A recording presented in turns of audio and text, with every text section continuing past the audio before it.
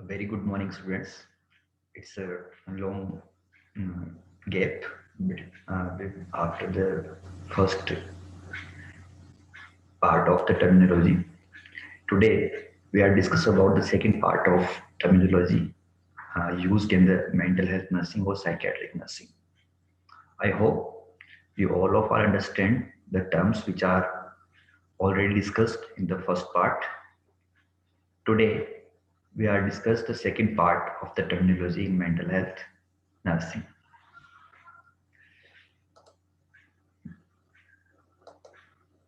So the first terms for the today is illusion. आज का जो पहला टर्म है साइकेट्रिक का वो है illusion. So what is the illusion? A misperception of real external stimuli. जो illusion हम पहले भी डिस्कस कर चुके हैं और illusion क्या है आपका? Illusion जो है real external stimuli का misinterpretation है, misperception है. Suppose अगर कोई भी external stimuli environment में present है और जो कि वो आप उसको मिसपर्सीव कर रहे हैं, तो ये जो कंडीशन है वो आपकी इल्यूजन कहलाती है. इसका सबसे अच्छा जो एग्जांपल है वो आपका दिया जाता है. जैसे सपोज अगर कोई लकड़ी पड़ी हुई है और आप उस लकड़ी को कुछ जानवर समझ लेते हैं, सांप समझ लेते हैं, तो ये कंडीशन जो है आपकी इल्यूजन कहलाती है. So this is the first terms for the today, illusion. Now the second term, insight. What is the insight? The insight, the ability to understand one's own behavior and emotions. In this context of psychiatric disorder, it implies the degree of awareness. तो simple भाषा में अगर हम कहें तो insight का मतलब होता है खुद के बारे में जानना, खुद के बारे में महसूस करना, समझना और खुद की जानकारी होना. ये सिंपल इसका मीनिंग है इंसाइट का. जब हम साइकेट्रिक की बात करते हैं तो इंसाइट का मतलब होता है नॉलेज अबाउट द डिसऑर्डर्स और the illness conditions about self. जो इंडिविजुअल है उसको अपनी मेंटल इलनेस के बारे में कितनी नॉलेज है, कितनी अवेयरनेस है, वो उसकी इंसाइट कहलाती है. Now the come to the next terms. Next term जाते हैं labial affect. Rapid and sudden change in the affect unrelated to the external stimuli. तो अफेक्ट हम पहले ही पढ़ चुके हैं. अफेक्ट का मतलब क्या पढ़ा था हमने? Outward expression. ठीक है. तो लाबाइल अफेक्ट मतलब क्या होता है? जो सडन चेंज होते हैं इफेक्ट के अंदर, चाहे एक्सटर्नल स्टिमुलाई यानी कि जो एनवायरनमेंट के जो स्टिमुलाई हैं वो प्रेजेंट हो या ना हो, उससे कोई लेना देना नहीं है. जो उसके मूड है, जो सॉरी अफेक्ट जो है वो सडनली और रैपिडली चेंज हो रहे हैं, तो इस कंडीशन को आप क्या कहेंगे? लाबाइल अफेक्ट. इसका सबसे सिंपल एग्जांपल क्या हो सकता है स्टूडेंट्स?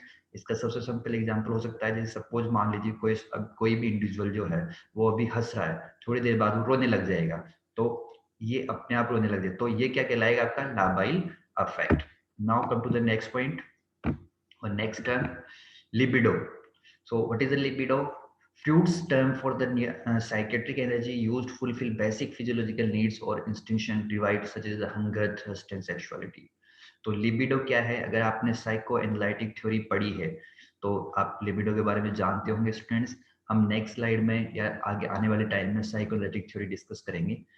तो लिबिडो क्या है? सिगमंड फ्रॉइड ने कहा कि जैसे हमें बॉडी को फंक्शन करने के लिए एनर्जी चाहिए, उसी तरह जो हमारी जितने भी साइकेट्रिक कंडीशन है, साइकेट्रिक फंक्शंस होते हैं, जैसे इमोशंस हैं, फीलिंग्स हैं, सैडनेस है, इन सबको करने के लिए भी क्या है? हमें साइकेट्रिक एनर्जी की जरूरत पड़ती है. तो ये जो साइकेट्रिक एनर्जी है इसे आप कहते हैं libido. Now come to the next point, mania. What is the mania? Mania, a type of bipolar behavior in which the predominant mood is elevated, expansive or irritable. Motor activity is increased, psychotic features or may not be present.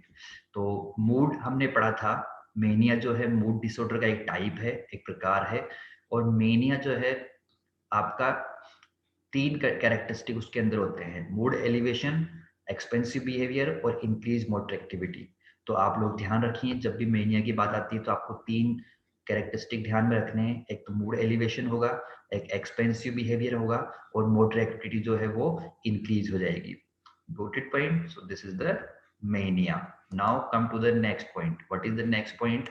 The next term is mutism. What is the mutism?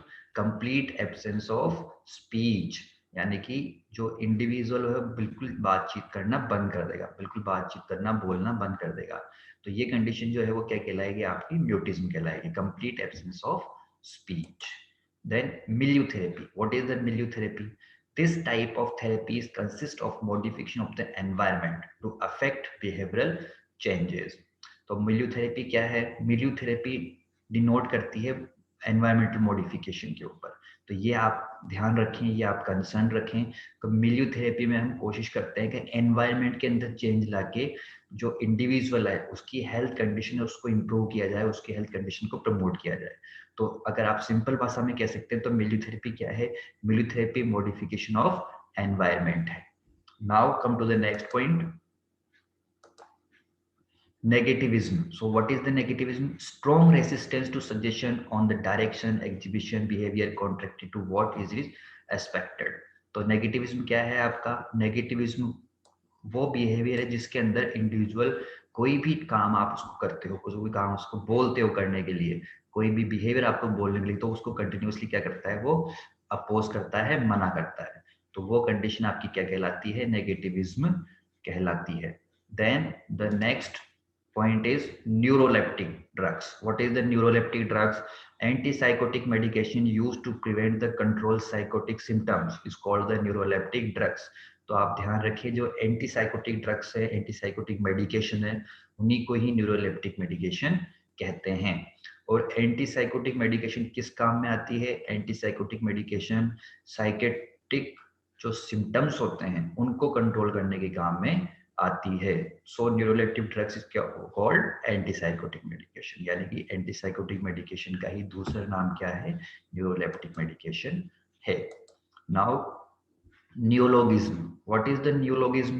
The new words that an individuals invent that are meaningless to others but have the symbolic meaning to the psychotic person. तो नियोलॉगिज्म क्या है? नियोलॉगिज्म वो condition है जिसके अंदर जो psychiatric person है, जो इंडिविजुअल है, वो अपने मन से नए वर्ड बना लेता है।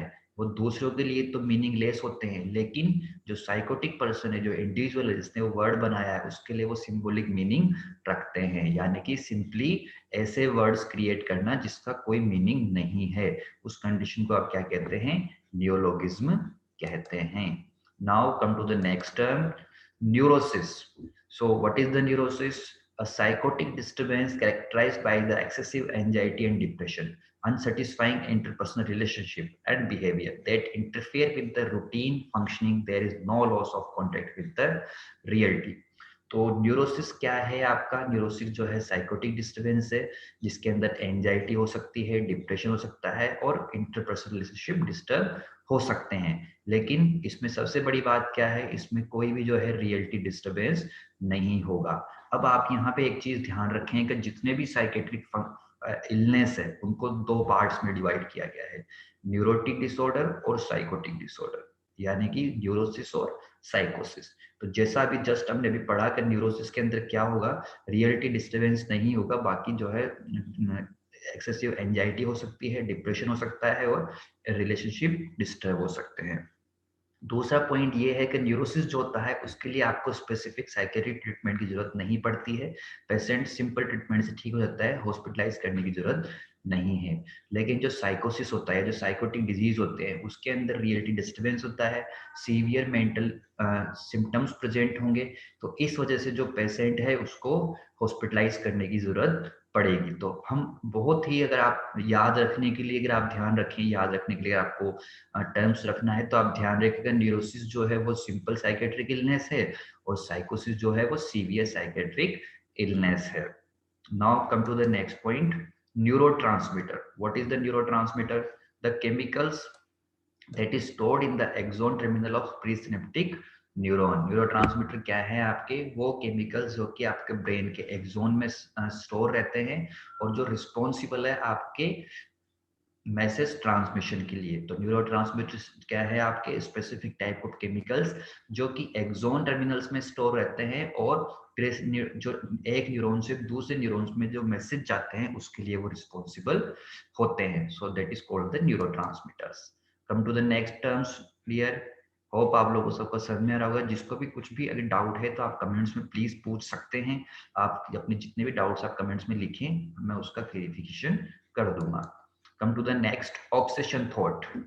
Fixed recurrent thought in persons mind, persons himself recognise them by the abnormal.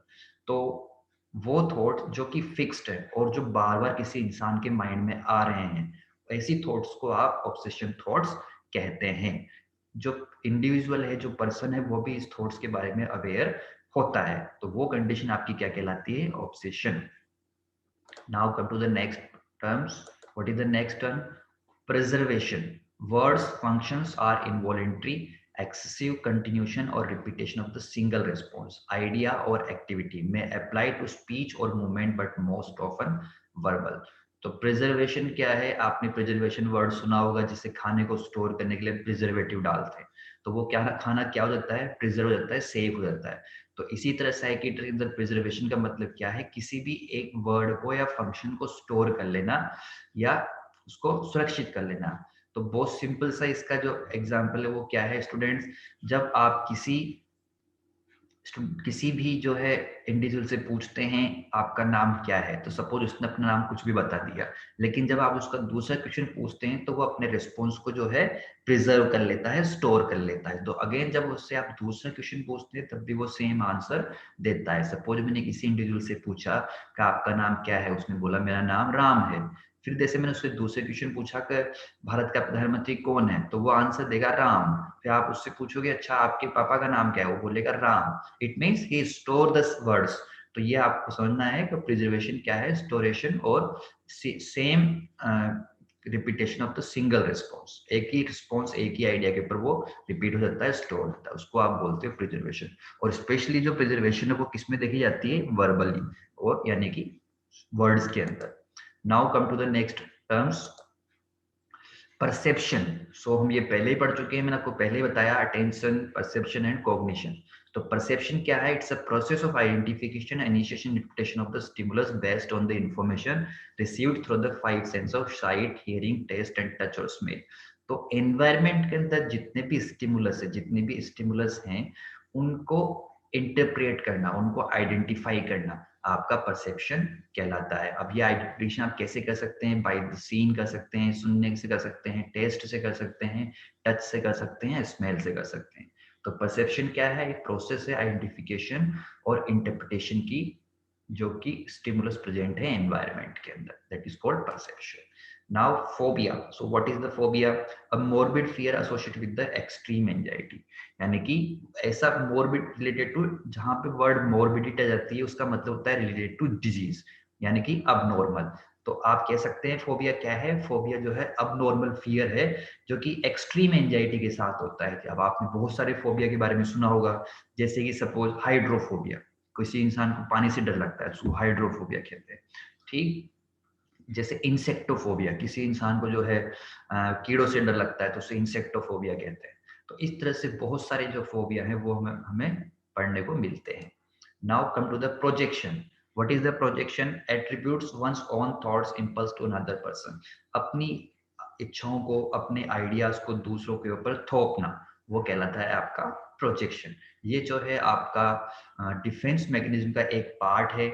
In future हम डिफेंस मैकेनिज्म पे एक पूरा क्लास अलग से अपलोड करेंगे, तो ये आप ध्यान रखें। What is the projection? Attribution one's own thoughts impulse to another person. किसी इंसान की खुद की थॉट्स के, खुद के आइडिया को दूसरों के ऊपर थोपना, दूसरों के ऊपर लागू क्या करना, आपका कहलाता है projection. Now come to the next, pseudosis. What is the pseudosis? A condition in which an individual has nearly all the signs and symptoms of pregnancy but is not pregnant, a conversion reaction. तो स्यूडोसिस क्या है? स्यूडोसिस एक ऐसी condition में जिससे individual को लगता है कि वो प्रेग्नेंट है, उसमें सारे सिम्टम्स, साइन सिम्टम्स होते हैं प्रेगनेंसी के, लेकिन एक्चुअल में वो प्रेग्नेंट नहीं होता है। ये एक तरह का कन्वर्जन रिएक्शन है, कन्वर्जन डिसऑर्डर है, तो उससे आप कहते हैं स्यूडोसिस। नाउ साइकोसिस। साइकोसिस मैंने आपको पहले ही बता दिया, न्यूरोसिस के साथ साथ साइकोसिस आपकी सीरियस साइकेट्रिक डिसऑर्डर है, जिसके अंदर रियलिटी डिस्टर्बेंस हो जाएगी, पर्सनैलिटी में डिस्टर्बेंस आ जाएंगे, और इसके लिए आपको क्या करना पड़ेगा? हॉस्पिटलाइज करना पड़ेगा। तो साइकोसिस हम पहले डिस्कस कर चुके हैं student. Now come to the next point, somnambulism और sleep walking. This disorder occurs repeatedly when the individual pick up from his bed, goes and eats sitting on the dining table, open the door and goes to the sleep on the floor in the country yard. तो सोमिनोबिलिज्म क्या है? Sleep walking, यानी कि नींद के time पे activity करना। Generally हम इसको बोलते हैं कि नींद में चलना, तो उसको हम बोलते हैं सोमिनोबिलिज्म। ठीक, अब उसमें वो उठ सकता है, बैठ सकता है, खाने की टेबल पर बैठ सकता है, डाइनिंग टेबल तक जा सकता है, गेट खोल सकता है। ये सारी एक्टिविटी आपकी सोमिनोबिलिज्म में हो सकती है। तो सोमिनोबिलिज्म मतलब sleep walking. Now stress. What is the stress? A state of disequilibrium that occurs when there is a disharmony between the demands occurring with an individual's internal or external environment. किसी भी individual का जो external और internal environment है, जब भी उसका disequilibrium होता है, जब भी डिसहार्मनी होती है, तो जो कंडीशन पैदा होती है वो आपकी स्ट्रेस कहलाती है। तो एक आप ध्यान रखें, स्ट्रेस जो है इंडिविजुअल लोगों में ये भ्रम होता है कि स्ट्रेस मतलब हमेशा नेगेटिव होती है, लेकिन स्ट्रेस जो है वो पॉजिटिव भी हो सकती है और नेगेटिव भी हो सकती है। सिंपली आप ध्यान रखें, what is the stress? It's a condition of disharmony between the individual and environment. जो एनवायरनमेंट इंडिविजुअल है उसका जो इंटरनल और एक्सटर्नल एनवायरनमेंट है उसके बीच का जो डिसहार्मनी कंडीशन है, जो असंतुलन की अवस्था है, उससे आप स्ट्रेस कहते हैं। Now, the next thing, substance abuse. Use of psychotic drugs that pose significant hazard to the health and interfere with the social, occupational, psychological and physical functioning. Substance abuse क्या है? सब्सटेंस अब्यूज जो है, जो psychotic drugs होती हैं उनका significant used, उनका जो है बिना प्रिस्क्रिप्शन के यूज करना, जिससे क्या होगा, उसकी जो फिजिकल हेल्थ है, जो उसकी सोशल लाइफ है, जो उसका ऑक्यूपेशन है, उन सब में डिस्टरबेंस आ जाता है, तो उसको आप कहते हैं सब्सटेंस अब्यूज। सिंपल है स्टूडेंट्स, सब्सटेंस अब्यूज क्या है? साइकोटिक ड्रग्स का इलीगल यूज, जिससे उसकी पेशेंट की जो इंडिविजुअल है उसकी हेल्थ डिस्टर्ब हो जाए, उसकी सोशल लाइफ डिस्टर्ब हो जाए, उसकी ऑक्यूपेशन डिस्टर्ब हो जाए, तो उस कंडीशन को आप क्या कहते हैं? सब्सटेंस अब्यूज कहते हैं। Now the next point, stupor. When motor retardation is progressive and severe, persons may finally reach a stage where he is completely motionless. He is fully conscious but remain in one position for an hour at a time. तो इसमें क्या होता है? इसमें आपका जो है stupor क्या होगा? जब एक धीरे धीरे जो इंडिविजुअल है उसकी जो मोटर रिटार्डेशन वो बढ़ती जाएगी, एक कंटिन्यूअसली उसकी जो मोटर रिटार्डेशन है, जो उसकी मोटर एक्टिविटी है, मोटर एक्टिविटी कम होती जाएगी और रिटार्डेशन बढ़ती जाएगी। तो इस कंडीशन को आप क्या कहते हैं? स्टूपर्स कहते हैं।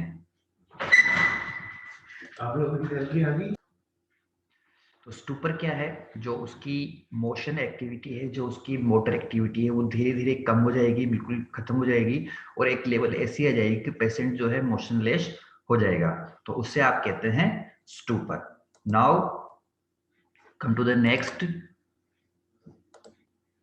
thought blocking. What is the thought blocking? The thought blocking is a condition, sudden stopping in the train of the thought or in the midst of sentence. तो आप लोगों ने बहुत सी बार देखा होगा स्टूडेंट का बात करते करते चुप हो जाते हैं, जो इंडिविजुअल बात करते करते चुप हो जाता है, तो वो कंडीशन आपकी कहलाती है थॉट ब्लॉकिंग। बहुत सी बार क्या होता है, जैसे आपके दिमाग में आइडिया आते आते अचानक खत्म हो जाते हैं या रुक जाते हैं, तो वैसी कंडीशन आपकी क्या कहलाएगी? थॉट ब्लॉकिंग कहलाएगी। Now so these are some points, these are some terms which are used in the psychiatric nursing. इसके अलावा भी बहुत सारे साइकेट्रिक नर्सिंग के अंदर टर्म्स हैं जो कि यूज होते हैं। अगर आपको किसी भी टर्म्स में कोई दिक्कत आती है तो आप मेरे को कमेंट्स में जो है लिख सकते हैं, मैं उनका एक्सप्लेनेशन कर दूंगा। इन फ्यूचर भी हम जो है नेक्स्ट वीडियोस में इनके बारे में डिस्कशन करते रहेंगे। Thank you, have a good day.